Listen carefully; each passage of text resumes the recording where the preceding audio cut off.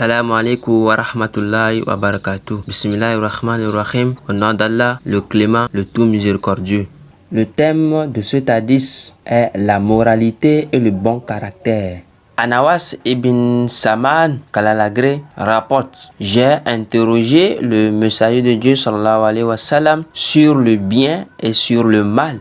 Et le prophète lui dit: le bien, c'est la bonne moralité et le mal, c'est ce qui reste hésitant dans ta poitrine et que tu n'aimerais pas que les gens découvrent. Hadith rapporté par Muslim.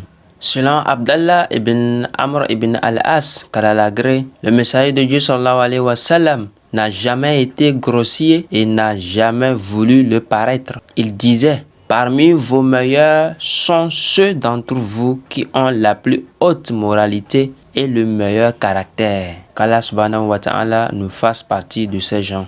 Selon Abu Darda Kalalagré, le prophète Mohammed sallallahu alayhi wa sallam a dit: rien ne pèse plus dans la balance du croyant le jour de la résurrection que sa bonne moralité et son bon caractère. Hadith rapporté par At-Tirmidhi. Selon Abu Huraira Kalalagré, le messager de Dieu sallallahu alayhi wa sallam fut interrogé sur ce qui faisait entrer le plus les gens au paradis. Et le prophète répondit: la crainte de Dieu et la bonne moralité. On l'interrogea de même sur ce qui faisait entrer le plus les gens en enfer et il dit: la bouche et le sexe. Hadith rapporté par At-Tirmidhi. Qu'Allah subhanahu wa ta'ala nous fasse partie de ceux qui lui craignent et qui ont la bonne moralité. L'explication de cet hadith est que la langue est l'un des plus petits organes, mais en même temps l'un des plus virulents, capable de semer la discorde et de ruiner des ménages, le colportage, le mensonge, la médisance, blasphème et autres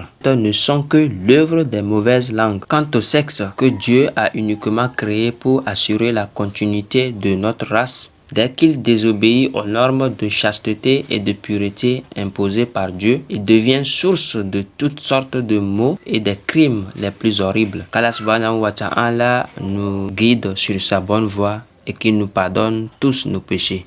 Aïcha Kalalagré rapporte: j'ai entendu le messager de Dieu sallallahu alayhi wa sallam dire: le croyant atteint sûrement par sa bonne moralité et son affabilité le degré de celui qui jeûne toute l'année et passe toutes ses nuits à prier et à évoquer Dieu.